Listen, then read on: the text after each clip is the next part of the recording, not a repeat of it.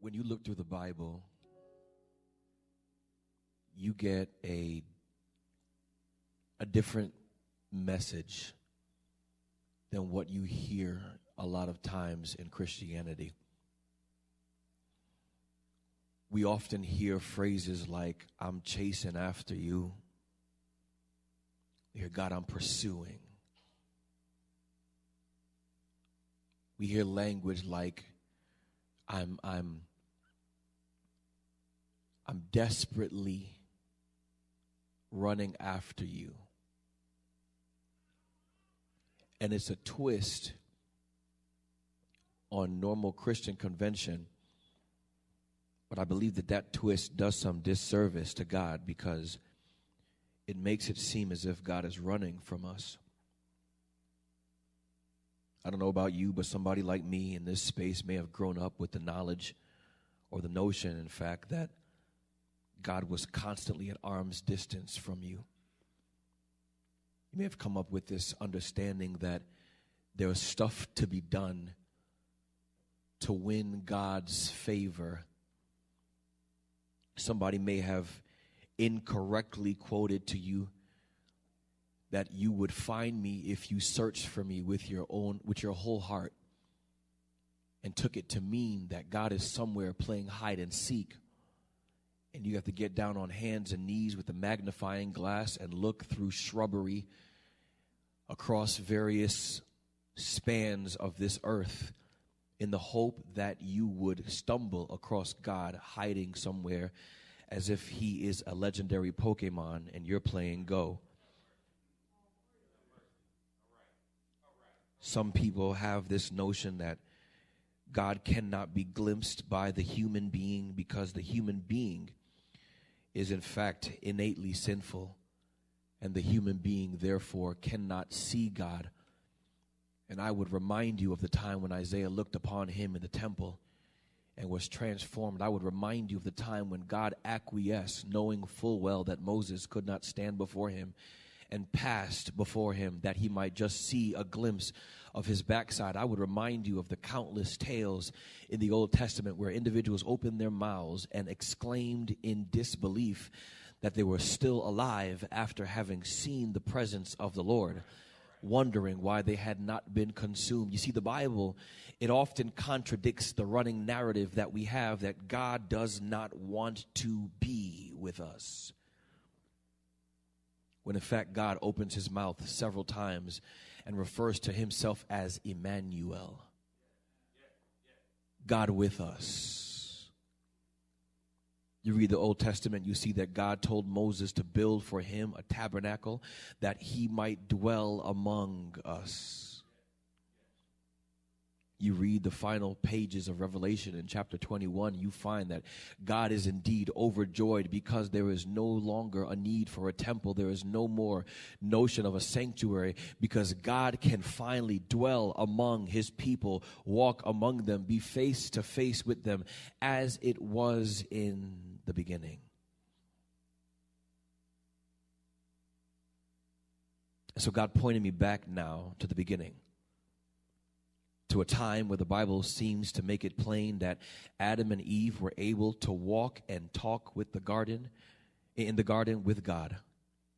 They were able to hold conversation with him. They were constantly in his presence. They hung out with him. They talked with him. They ate food with him. I imagine that they ran through the garden playing tag and hide and go seek and all manners of game. I know they challenged God to foot races and said, well, let's see who can jump the highest, who can swim the furthest, who can light up the sky the best. Let's talk about what it is you're doing in this corner of the galaxy. How about this portion of the universe? God, would it be okay if we reorganized the planet just for a moment? We have this cool idea for a game where you jump from one side of it to another. We'll put it back. We promise. I imagine that they had time where they commune with God face to face. Because the Bible makes it seem as if God is surprised when he shows up in the garden on one particular occasion and cannot find them. Like the father coming home from work, expecting his young children to run screaming toward the door at the sound of the jingling of his keys, leaping into his arms so he can swing them about and throw them from where he stands to the couch where they will giggle and laugh and talk about what they did at school. God comes into the garden expecting to see Adam and Eve running headlong toward him, but he is instead greeted with silence. Instead of the light of their smiles, he's greeted by darkness. Instead of their bellowing up laughter, he's seemingly alone as he walks in the cool of the garden. This is contrary to what the Bible has laid out before. When God created Adam, he looked upon him face to face. In fact, he realized that this clay figure he had put together would not be good enough as it was. And so he decided to perform spiritual CPR and place into him the breath of life that man might become a living soul. Adam opened his eyes, and the first thing he saw was the face of God pulling away from him. They were always in close proximity. He put Adam to sleep after having a conversation with him about the nature of animals and what their names should be, and took a rib from him and went a little ways off and sat down and crafted Eve from that rib. And when she awoke, the first thing she saw was the face of God pulling away from her. Closeness in proximity. She got up from where she was and began to walk because God was walking in a different direction, and she just wanted to follow this amazing being who was before her. She followed him. She walked with him until she came upon the husband whom she had been created for, and the three of them laughed over what God had done and celebrated his goodness. I imagine on the Sabbath as he rested that they would come and lean on him and just sit a while in his shadow. God, we just want to breathe you in. Closeness in proximity. So you can imagine his surprise on this day, at this time, on this occasion, when he arrives in the garden looking for his children, only to, instead of being greeted with closeness in proximity, be greeted with distance. They were playing hide and seek, except he was not aware the game had begun. The text says in verse 8 that they heard, Adam and Eve heard the sound of the Lord God walking in the garden in the cool of the day, and the man and his wife hid themselves from the presence of the Lord God among the trees of the garden. If you need some background to catch up, Adam and Eve have just committed a sin. They have just fallen away. God said, listen, I need you to abide in me. And they said, God, there's something better for us. And they decided to take up that mantle and walk in that direction. God's maxims were no longer good enough for them. Instead of being satisfied with where he placed them, they were in fact dissatisfied with their current station, and they sought to elevate themselves. We want to be like God. They ate of the fruit, and the text informs us that the moment they ate that thing, they realized they had a problem. Anybody can relate with them. Anybody ever do something? It seemed like it was fun in the beginning. You thought it would work out all right when you started it. In your mind, it looked a little bit differently. You thought something else would happen, but when you ventured upon it, and after you had finally done what it is you had put your heart to doing, you realized that thing didn't taste as sweet as you thought it would. Anybody here remember those days when your mother told you that pie cooling on the windowsill was not for you? It was, in fact, for company. Don't you dare touch this pie. Don't you look at it. Don't you breathe on it. Don't go anywhere near. But the smell of that plum or that pecan or that peach or that apple wafting through the house was too much for you. And you walked over and made yourself like Tom Thumb and put your thumb right in that pie. You wanted to taste of the fruit of your mother's effort. And while you thought that thing would be sweet, while you thought you would roll around and revel in the joy of tasting of that pie, you realized as soon as that sugary sweetness hit your tongue that it would not match up to the lashing you would receive. Anybody know how it feels to obtain that thing which you were seeking after, only to find out that it's not as good on the end as you thought it would be in the beginning? Can I talk to somebody who may have wanted to test drive their parents' car. I'm not talking about myself. There's somebody else in here who can relate to this. You wanted to test drive your parents' car. You didn't have that license. You had a permit, but it wasn't a license. And you thought that you could get out, get in the car, move around town, roll the windows down just a little bit, stick your elbow out so folk can see you. You know, the watch hand. And you'd cruise by the bus stop, hoping that some young lady would be out there to see you in your red machine. As you pulled past, you'd drop the window down, pull down your shades, throw her a finger, and continue to roll on as you manifested this dream into reality. As you drove through town, you began to realize just how ill-equipped you were to navigate this vehicle, to move this machinery on your own. You realized this because another vehicle slammed into you at just that moment, just that time. As you're rolling down your window, you see that young lady, you're hit on the right side by a vehicle, and you realize that the joy you thought you would experience driving around town is not going to measure up to whatever is going to happen when your father realizes that you've just crashed his Jaguar. Anybody in here want to talk about the goodness that you thought you'd receive as you engaged in activities, and then you discovered that the long-term effects of what it is you have done do not line up with what it is you thought you would receive? Anybody find themselves hiding from God as he's walking through the garden? Adam and Eve tasted of this fruit, and they realized that they had in fact done something wrong. They had committed a cardinal sin. They have disobeyed their Creator, and they ran from him when they heard his voice.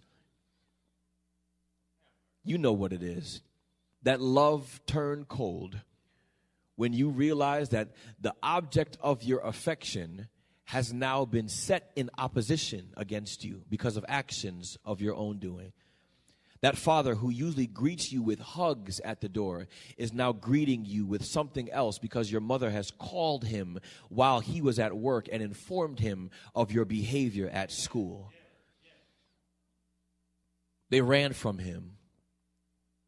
And God is walking through the garden in the cool of the evening, and he's looking for his children. Verse 9 then says, "Then the Lord God called to the man and said to him, 'Where are you?'" Listen, I don't want to be here too long, so I want to make this thing real short. I want to talk to somebody who may be hiding in the garden from God. I want to speak to a person who may have put themselves in a place where God cannot find you, or you think God cannot see you. You're going to get comfortable hiding in your sinful condition. You're going to get comfortable remaining in your naked state, and you're going to hide from God that he might not see you in the condition that you have taken on for yourself. I want to speak to that person right now and let you know that there is something you can do. There's hope for you. It's not the end. You don't have to remain in hiding forever. You don't have to continually run away from God and his people. You don't need to run. You don't need to jump. You don't need to flee. There's one thing you can do when you find yourself in this condition. I want you to know right now that the first thing you should do is consider the call. See, we don't get this thing often. God has been wronged. Something has been done against God. And as you read through this chapter, you find that because of Adam and Eve, the world itself had become poisoned. Nature was dying and crying out to God that it was being killed by this ingress of sin. Poison was enveloping the surrounding area. Weeds and thorns were springing up where they were once flowers.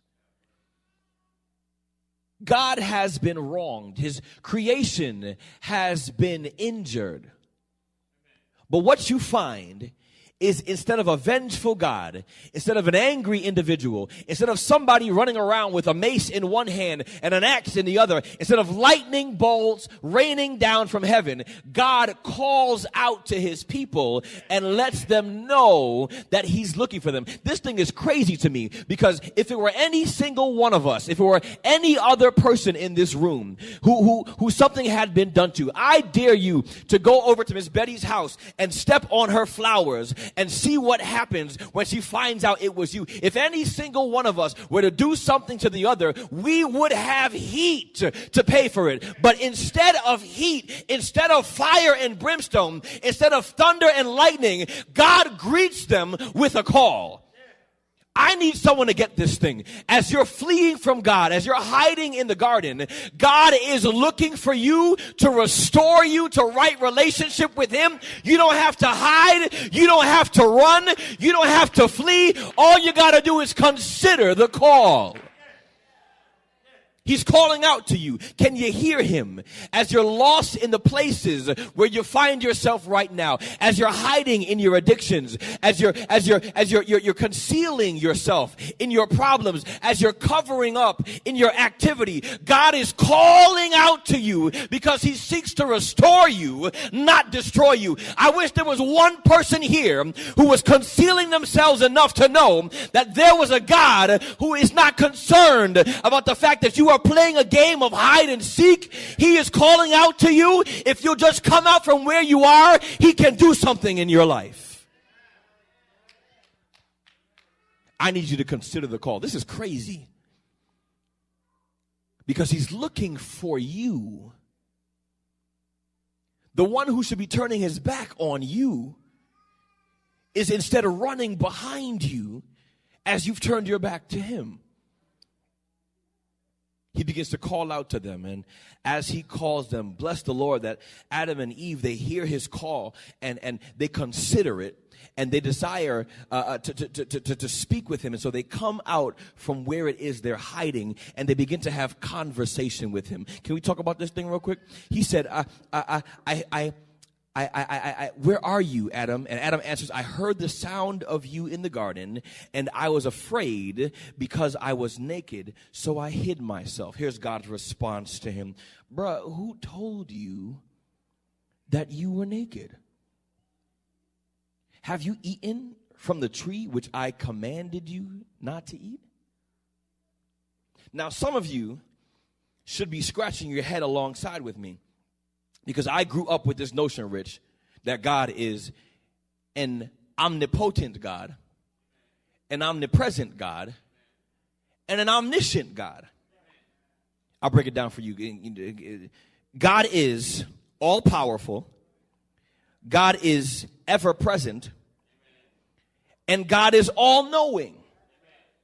So all-knowing, all-powerful, ever-present God. He's always here. He was here when I ate this fruit. He knows everything. He sees everything. He handles everything. He's big enough for everything. Why are you asking me these questions like you don't know what's going on? Can I take someone back to a time when you were just a little runt and your mother left you home and told you that I need you to wash these dishes before I get home? She went to work, and you prepared to wash the dishes. You got the soap out, got your sponge out, but then you heard a little rap at the door, and you look outside and see all your friends gathered in the front yard, and they say, come on, we playing tag. And suddenly those dishes seem a little less important. So you put them down and you walk outside and you play tag, and then tag turns into manhunt, and then manhunt turns into hopscotch, and then hopscotch turns into, anybody play stickball? Am I by myself? Y'all ain't with me today. I'm going to sit down a second. And before you know it, the street lights are coming on. And you know, see, the kids these days don't know about street lights. When the street lights came on, that meant you had to go home. You could be outside all day. You could do whatever you want. You can go anywhere. I mean, you could go from here to Cleveland on your bike. You could ride to, listen, we grew up in a different time. You could ride your bike to Dayton. Don't nobody care where you go or what you do. I don't care if you buy a plane ticket and find yourself in Miami. All I know is when these street lights come on, you better be home. The street light was your signification. I need you to get yourself back into the space where you're going to, listen. See, if I wanted to preach, I would talk about God and how he has street lights and how there's a certain time when you know he's coming back and you got to find yourself in a place where he's coming to claim you. Get yourself home. But I ain't got time. So when the street lights would come on, you got to take yourself and get yourself back home. Everybody comes home when the street lights come on. You can gauge the time. You know, in the summer, that'd be when Oprah's coming on. And in the winter, that'd be when the news is about to start. Get yourself home when the street lights come on. So you get home, and you're tired, and you smell like outside. You know that outside smell? You can't smell it when you're outside. When you come inside, you smell it. And you realize, with your sweaty outside smelling self, that you've had a whole bunch of fun, but not one single dish was done. I'm a poet. Y'all don't even know it. You prepare yourself to do them. But then you hear those keys at the door. You hear that car in the front yard. And you know you ain't going to have no time. There's no time. I'm talking to some folk who've never used a dishwasher in your life. You can't throw them in nothing. You got to hand wash them things in the sink. You ain't going to make it. Mama comes inside, and you hear her, and you run and you hide under your bed. Or some of y'all slick like me, you go sit in the back room and open a Bible. So when she come and say what you doing, you can say, I'm just studying God's word. Or you know, you fake like you praying. You hope that she leave you alone for a little while. But at some point, mama going to find you. And mama's first question is going to be, did you do those dishes? Now, you know you ain't do those dishes. And mom know you ain't do those dishes. She walked right by the sink and saw them sitting there.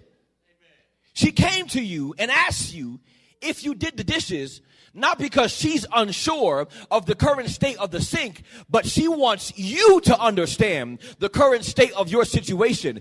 Do you know where you are in relation to what should be going on? Have you done the dishes? So when what happens to you happens, you know why it's happening. I want to talk to somebody here. Listen, the first thing you got to do is consider the call. But the second thing you should do, the second thing that should happen as you walk through this garden, the second thing that should happen as you have conversation with God, the second thing that should happen as you begin to talk with him is you should question your condition.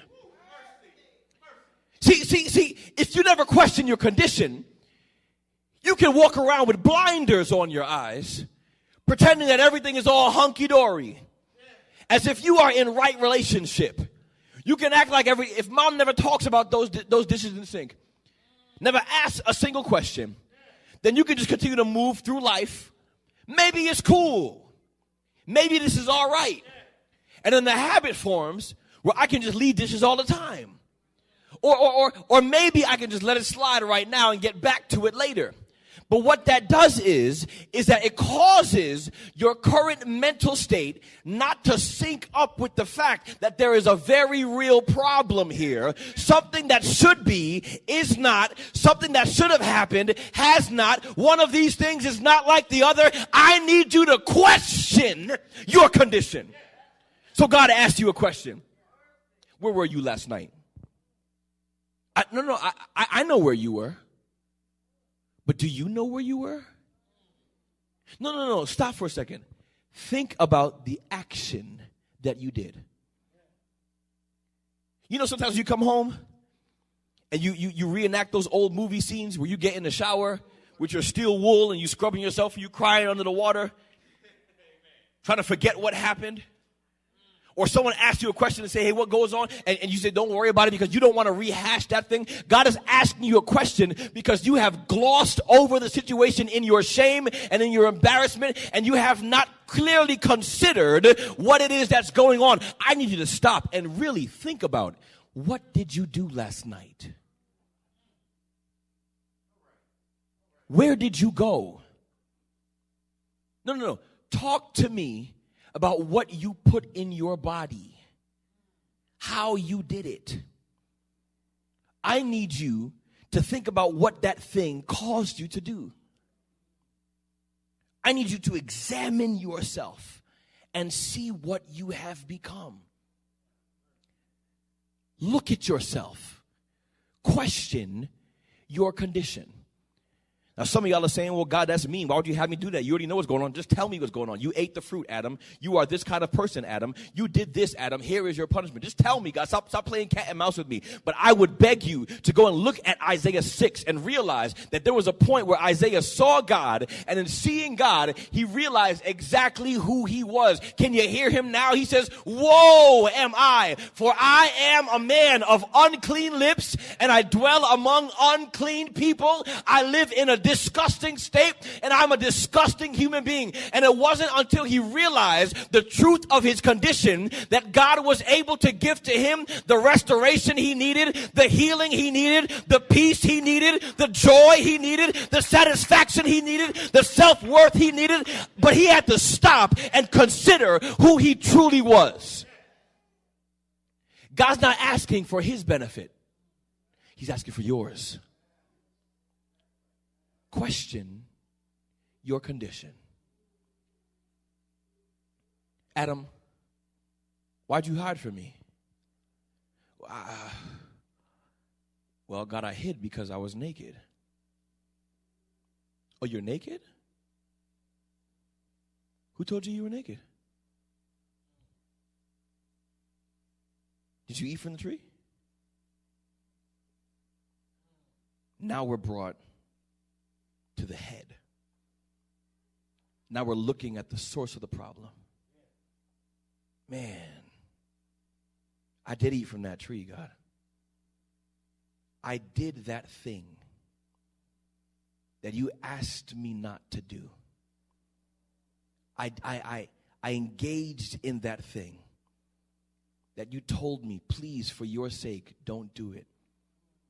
See, most of us are so caught up in chapter 3 that we forget about what God has done in our chapter 2. I'm going to say that one more time because it was good to me. So caught up in our chapter 3 that we forget about what God has done in our chapter 2. Because if you were to go back in chapter 2, you would find that God said, hey, Adam, please don't eat this fruit because the day you eat it, you're going to die. Not I'm going to kill you. You're going to die. So don't eat this fruit. But sometimes we get so caught up in the situation in our chapter 3 that we don't stop and think about the fact that we ate the fruit. We took that drug. We watched that video. We called that woman or that man. We went to that place. We engaged in that behavior. And now we're looking at the consequence that God forecasted to us in chapter 2. Listen, this will happen to you. Don't eat the fruit. Adam he's crushed. And if I had time, I'll talk to you about how that crushed mentality caused him to search and scramble for all kinds of solutions. She did it, God. You gave her to me. It's your fault. If you hadn't done it and she hadn't done it, then I wouldn't. But the truth of the matter is, Adam had put himself in a situation where he was staring at death. But Adam considered the call. as God was moving through the garden. And Adam questioned his condition as God was speaking to him. And so it allowed for Adam to be covered in the cross. Now that thing makes no sense to any of you, because you're looking at this thing and saying, well, I don't see a single cross in this chapter at all. Pastor, what are you talking about? And I would ask you to jump with me to verse 21, where the Lord God made garments of skin for Adam and his wife and clothed them. Now, I want you to think about this thing. Up until this point, there had been no death at all on earth. Nothing had died. God said, you will be the first to die the moment you eat this fruit. He says, you eat the fruit, on the day you eat of it, you shall surely die. Dying, you will die. Mot hamot, you won't breathe a single breath. They're standing there, speaking to God in the clothes that they fashioned of their own effort. If I had time, I'd talk to you about work versus.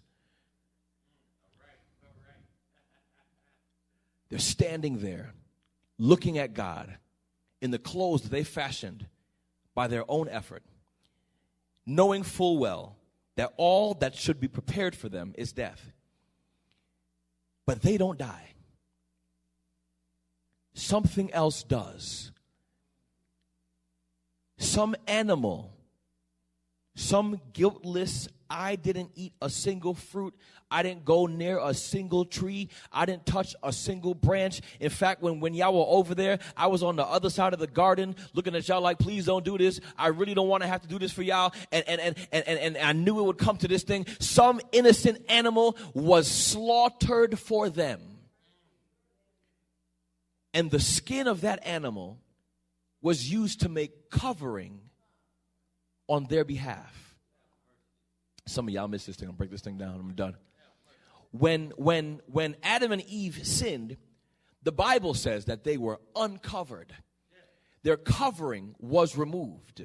I wish somebody got this thing and understood that what kept them, what sustained them, what gave them this life was, in fact, the covering that God had placed on them. And as they ate the fruit, they were removed from their covering. But God in his richness, God in his mercy, God in his awesomeness decided that he did not want them to suffer the fate that was due to them. And so he took an innocent, guiltless animal, and that animal provided covering for them. That animal gave up its life that they might continue in theirs. That animal laid down its everything that they might continue to have something. That animal stood between them and their death. It stood in the gap. It stood in their place. It took on their stuff. Something died so that they might live. And if you read just a little bit in this chapter, you'll find out that he testified that at some point, sometime in history, something would come and the serpent would bruise its heel. But don't you worry,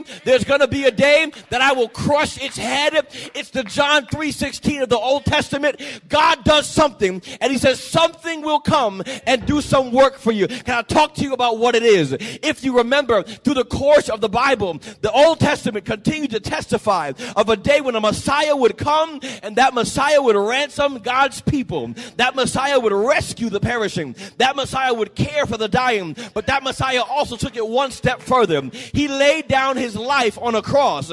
He knew that he would take on the sins of the world on his back. All the stuff that you should be dead and in the grave for, he put it on himself. He took all that so that you would not have to go through it. He was pierced. He was beaten. He was bruised. He was spit upon. He laid down his life as he hung on a cross. And they took him from that cross and put him in a tomb. He stared death in the face so you wouldn't have to do it. He got up from there so you could get up in this life and continue in the next. God gave up everything, innocent, guiltless, so that you would have covering in your uncovered state. And God testified of it in Genesis chapter 3. I'm going to do some work for you. I'm going to lay down my life for you. But I need you to do three things for me. I need you to consider the call.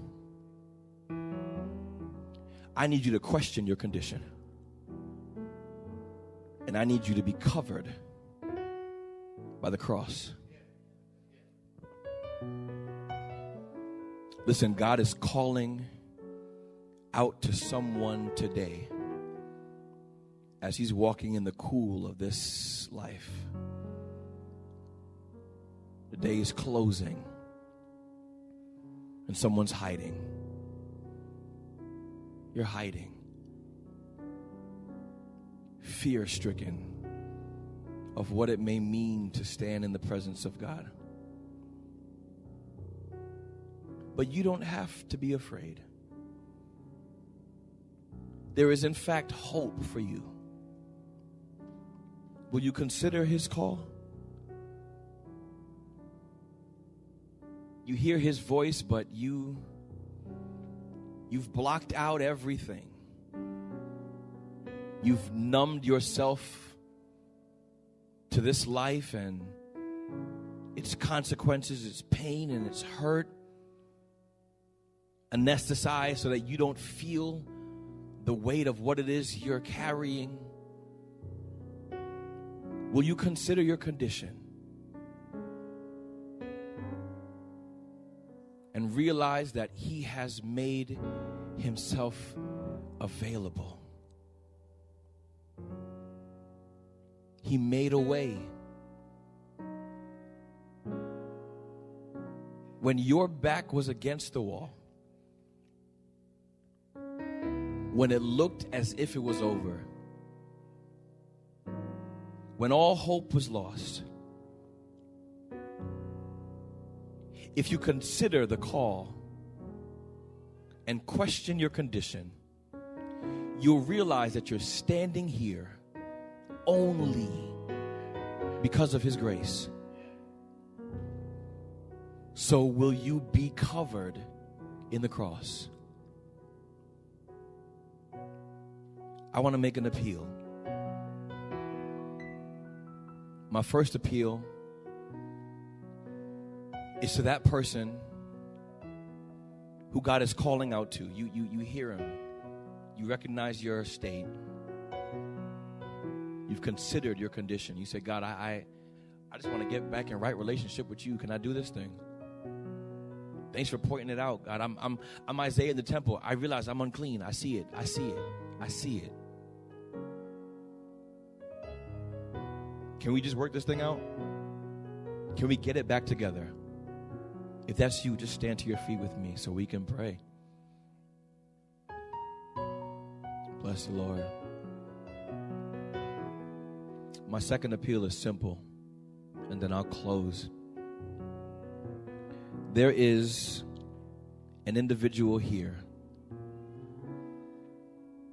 who realizes, as you hear God's voice call, as you look over your life and see where you are, that you have never given God the opportunity to cover you in the cross. There's someone here today who cannot definitively say boldly, I'm saved, because you don't believe it in your heart. God says, I can do that thing for you. If you confess with your mouth that Jesus is Lord and believe in your heart that God raised him from the dead, you will be saved. He said, I love the world. I gave up my only son for it. That if any single person would believe, that person will not perish. That person will have life everlasting. I promise you. Just be covered in my cross. Just accept what I've done for you. Just accept the work I've done in you and the work I'm doing for you. Know that I can do it. If you're here and you're saying, man, God, I really want to do this thing. I want to get things right with you. I want to be covered in your cross. I want to go down in the watery grave of baptism and come up new, refreshed, made whole, restored. I want to do this thing with you, God. If you're here right now under the sound of my voice, just move from where you are and join me here at the front. If you're here in this space, let God move over your life today. Come on, come on, come on. Come on. I'm not going to stay long. If you're here, you